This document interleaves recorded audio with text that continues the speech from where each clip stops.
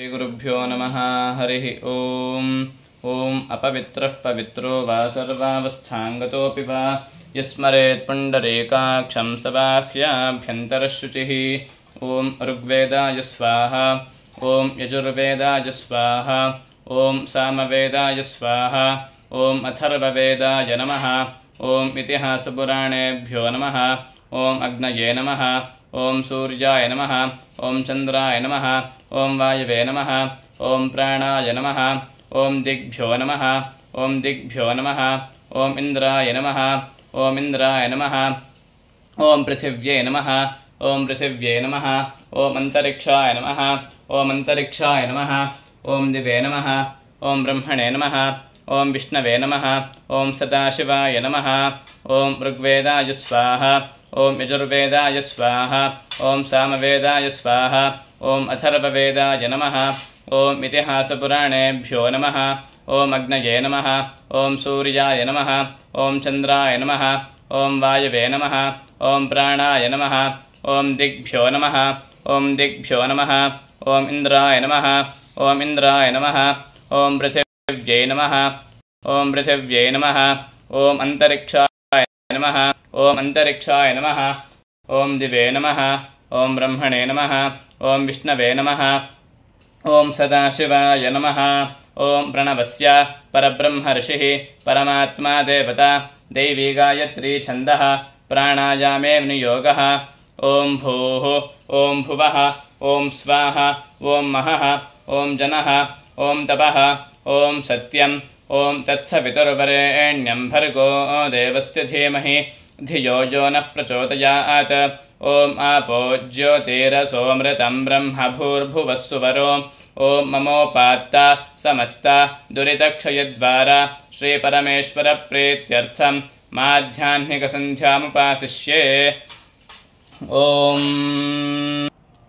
आपोहिष्ठेति तिसृणाम् आम्बरीश सिन्धुद्वीपऋषिः आपो देवता गायत्री छन्दः मार्जने विनियोगः। ॐ आपोहिष्ठामयो भुवाः तान ऊर्जे दधातन महेरणाय चक्षसे यो वः शिवतमोरसाः तस्य भाजयते हनाः उशतीरिव मातराः तस्मा अरङ्गमामवः यस्य क्षयाय जिन्वथ आपो जनयथाचनः। आपः पिनन्तीत्यस्य अनुवाकस्य नारायणयाज्ञवल्क्य ऋषिः अष्टिश्छन्दः आपः पृथिवी ब्रह्मणस्पतिर्देवता मन्त्राचमने विनियोगः। ॐ आपः पुनन्तु पृथिवीं पृथिवी पूता पुनातु माम् पुनन्तु ब्रह्मणस्पतिर्ब्रह्मभूता पुनातु माम् यदुच्छिष्टमवोज्ञं यद्वा दुश्चरितं मम सर्वं पुनन्तु मामापो सताञ्च प्रतिग्रहग् स्वाहा। ॐ ऋग्वेदाय स्वाहा। ॐ यजुर्वेदाय स्वाहा। ॐ सामवेदाय स्वाहा। ॐ अथर्ववेदाय नमः। ॐ इतिहासपुराणेभ्यो नमः। ॐ अग्नये नमः। ॐ सूर्याय नमः। ॐ चन्द्राय नमः। ॐ वायवे नमः। ॐ प्राणाय नमः। ॐ दिग्भ्यो नमः। ॐ दिग्भ्यो नमः। ॐ इन्द्राय नमः। ॐ इन्द्राय नमः। ॐ पृथिव्ये नमः। ॐ पृथिव्ये नमः। ॐ अन्तरिक्षाय नमः। ॐ अन्तरिक्षाय नमः। ॐ दिवे नमः। ॐ ब्रह्मणे नमः। ॐ विष्णवे नमः। ॐ सदाशिवाय नमः। आपोहिष्ठेति नवर्चस्य सूक्तस्य आम्बरीश सिन्धुद्वीपऋषिः गायत्री छन्दः पञ्चम्याः वर्धमाना गायत्री छन्दः सप्तम्याः प्रतिष्ठा गायत्री छन्दः अष्टमे नवम्योः अनुष्टुप् छन्दः आपो देवता द्वितीयमार्जने विनियोगः। ॐ आपोहिष्ठामयो भुवस्तान ऊर्जे दधातन महेरणाय चक्षसे यो वः शिवतमोरसस्तस्य भाजयते हनाः उशतीरिव मातराः तस्मा अरङ्गमामवो यस्य क्षयाय जिन्वथ आपो जनयथाचनः। शन्नो देवीरभिष्टय आपो भवन्तु पीतये संयोरभिस्रवन्तु नः ईशानावार्याणां क्षयन्तेश्चर्षणीनां अपोयाचामि भेषजम् अप्सु मे सोमो अब्रवीदन्तर्विश्वानि भेषजा अग्निम् च विश्वशम्भुवम् आपः प्रणीत भेषजम् वरोथम् तन्वे मम ज्योक्च सूर्यम् दृशे इदमापः प्रवहत यत्किञ्च दुरितम् मयि यद्वाहमभिदुद्रोह यद्वा शेप उतानृतम् आपो अद्यान्वचारिषम् रसेन समगस्महि पयस्वानग्न आगहितम् मा संसृज वर्चसा ॐ ऋतञ्चेति तृचस्या मन्त्रस्या मादुच्छन्दसोऽघमर्षण ऋषिः अनुष्टुप्छन्दः भाववृत्तम् देवता अघमर्षणे विनियोगः ॐ ऋतम् च सत्यम् चाभिद्धात्तपसोऽध्यजायत ततो रात्र्यजायत ततः समुद्रो अर्णवः समुद्रादर्णवादधि संवत्सरो अजायत अहोरात्राणि विदधद्विश्वस्य मिषतो वशे सूर्यचन्द्रमसौ धाता यथा पूर्वमकल्पयत दिवम् च पृथिवीम् चान्तरिक्षमथो स्वाहा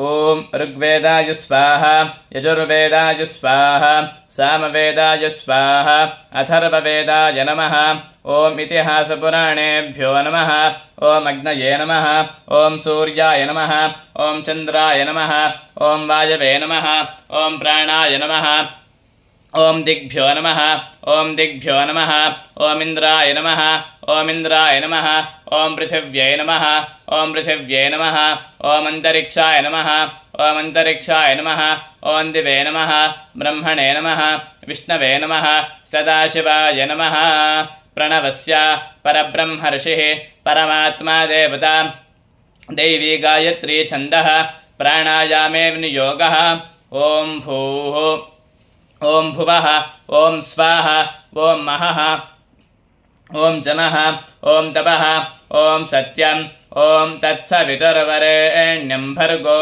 देवस्य धीमहि धियो यो नः प्रचोदयात् ॐ आपो ज्योतिरसोऽमृतम् ब्रह्म भूर्भुवः सुवरो ममोपात्ता समस्ता दुरितक्षयद्वारा श्रीपरमेश्वरप्रीत्यर्थम् माध्याह्निकसन्ध्या अर्घ्यप्रदानम् करिष्ये ॐ हंसः शुचिषदिति मन्त्रस्य गौतमो वामदेव ऋषिः जगति छन्दः सूर्यो देवता अर्घ्यप्रदाने विनियोगः ॐ हंसः शुचिषद्वसुरन्तरिक्षसद्धोता वेदिषदतिथिर्दुरोणसत् दृशद्वरसदृतसद्व्योमसदब्जा गोजारितजा अद्रिजारितम् ॐ भूर्भुवस्वाहा तत्सवितुर्वरेण्यं भर्गो देवस्य धीमहि धियो यो नः प्रचोदयात् ॐ भूर्भुवस्वाहा तत्सवितुर्वरेण्यं भर्गो देवस्य धीमहि धियो यो नः प्रचोदयात् ॐ भूर्भुवस्वाहा तत्सवितुर्वरेण्यं भर्गो देवस्य धीमहि धियो यो नः प्रचोदयात् ॐ असावादित्यो ब्रह्मा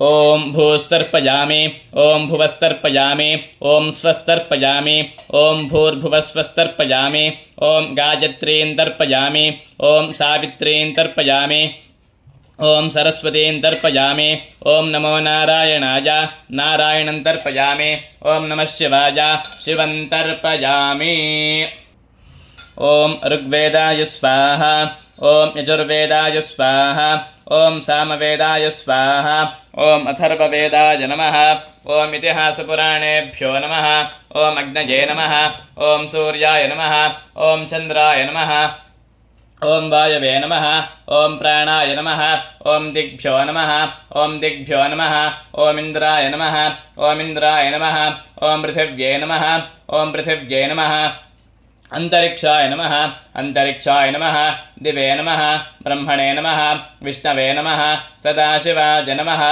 ओम ऋग्वेदाय स्वाहा ओम यजुर्वेदाय स्वाहा ओम सामवेदाय स्वाहा ओम अथर्ववेदाय नमः ओम इतिहासपुराणेभ्यो नमः ओम अग्नये नमः ओम सूर्याय नमः ओम चंद्राय नमः ओम वायवे नमः ओम प्राणाय नमः ओम दिग्भ्यो नमः ओम दिग्भ्यो नमः ओम इंद्राय नमः ओम इंद्राय नमः ओम पृथिव्यै नमः ओम पृथिव्यै नमः ओम अंतरिक्षाय नमः ओम अंतरिक्षाय नमः ओम दिवे नमः ओम ब्रह्मणे नमः ओम विष्णवे नमः ओम सदाशिवाय नमः ओम उदित्यमिति काण्वः प्रस्कण्वर्षिः सूर्यो देवता गायत्री छन्दः सूर्योपस्थाने विनियोगः ओम उदित्यं जातवेदसं देवं वहन्ति केतवाः दृशे विश्वाय सूर्यम् ओम चित्रं देवानामिति मन्त्रस्य आङ्गीरसः कुत्सर्षिः सूर्यो देवता त्रिष्टुप्छन्दः सूर्योपस्थाने विनियोगः ओम चित्रं देवानामुदगादने कञ्चक्षुर्मित्रस्य वरुणस्याग्नेः आप्राद्या वा पृथिवी अन्तरिक्षं सूर्य आत्मा जगतस्तस्थुषश्च ओम चतुस्सागरपर्यन्तं गोब्राह्मणेभ्यः शुभं भवतु। ओम श्रीगुरुभ्यो नमः परमगुरुभ्यो नमः परमेष्ठिगुरुभ्यो नमः गुंगुरुभ्यो नमः गंगणपतये नमः दुन्दुर्गायै नमः क्षं क्षेत्रपालाय नमः संसरस्वत्यै नमः परमात्मने नमः प्रणवस्य परब्रह्मर्षिः परमात्मा देवता देवी गायत्री छन्दः प्राणायामे विनियोगः ओम भूः ओम भुवः ओम स्वाहा ओम महः ओम जनः ओम तपः ओम सत्यम् ओम तत्सवितुर्वरेण्यं भर्गो देवस्य धीमहि धियो यो नः प्रचोदयात् ओम आपो ज्योतिरसोमृतं ब्रह्म भूर्भुवः सुवरो ओम ममोपात्त समस्त दुरितक्षयद्वारा श्रीपरमेश्वर प्रीत्यर्थं माध्याह्निक संध्या गायत्री जपं करिष्ये। ओम अस्य श्री गायत्री महामन्त्रस्य गाथिनो विश्वामित्र ऋषिः सविता देवता देवी गायत्री छन्दः जपे विनियोगः ओम तत्सवितुर्ब्रह्मात्मने अंगुष्ठाभ्यां नमः ओम वरेण्यं विष्णुवात्मने तर्जनेभ्यां नमः ओम भर्गो देवस्य रुद्रात्मने मध्यमाभ्यां नमः ओम धीमहि ईश्वरात्मने अनामिकाभ्यां नमः ओम धियो यो नः सदाशिवात्मने कनिष्ठिकाभ्यां नमः ओम प्रचोदयात् सर्वात्मने कारातालकारपृष्ठाभ्यां नमः ओम तत्सवितुर्ब्रह्मात्मने हृदयाय नमः ओम वरेण्यं विष्णुवात्मने शिरसे स्वाहा ओम भर्गो देवस्य रुद्रात्मने शिखायै वषट् ओम धीमहि ईश्वरात्मने कवचाय हुम् ओम धियो यो नः सदाशिवात्मने नेत्रत्रयाय वौषट् ओम प्रचोदयात् सर्वात्मने अस्त्राय फट् भूर्भुवः सुवरोमिति दिग्बन्धः अथ ध्यानम् मुक्ता विद्रुमहे मनीलधवलच्छायैर्मुखैस्त्रीक्षणैः युक्तामिन्दुकलानिबद्धरत्नमकुटान् तत्त्वार्थवरुणात्मिकां गायत्रीं वरदाभयाङ्कुशकशा शुभ्रं कपालं गदा शङ्खं चक्रमथारविन्दयुगलं हस्तैर्वहन्तीं भजे।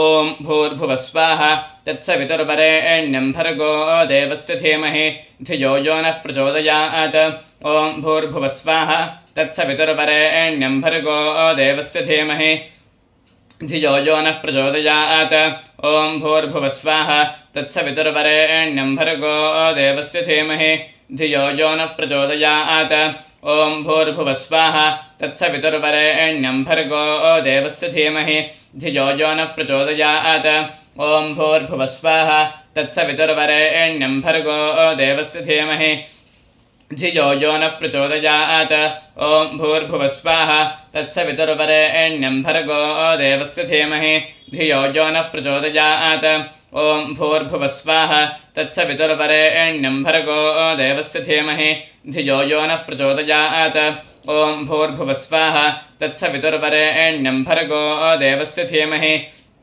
धियो यो नः प्रचोदयात् ॐ भूर्भुवस्वाः तत्सवितुर्वरेण्यं भर्गो देवस्य धीमहि धियो यो नः प्रचोदयात् ॐ भूर्भुवस्वाः तत्सवितुर्वरेण्यं भर्गो देवस्य धीमहि धियो यो नः प्रचोदयात्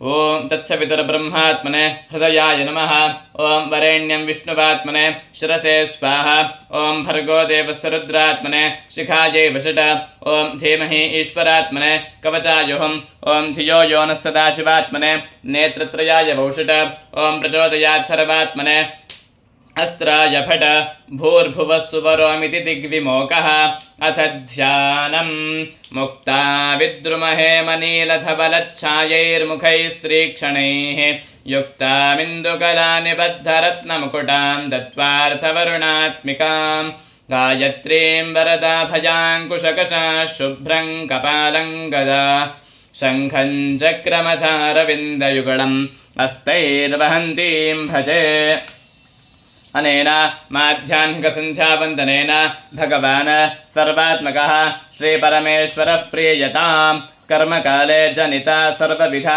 लोपदोषा प्रायश्चित्तार्थं नामत्रया महामन्त्रजपं करिष्ये ॐ अच्युताय नमः ॐ अनन्ताय नमः ॐ गोविन्दाय नमः ॐ अच्युताय नमः ॐ अनन्ताय नमः ॐ गोविन्दाय नमः ॐ अच्युत अनन्त गोविन्देभ्यो नमः ॐ कायेन वाचा मनसेन्द्रियैर्वा बुद्ध्यात्मना वा प्रकृते स्वभावात् करोमि यद्यत् सकलं परस्मै नारायणायेति समर्पयामि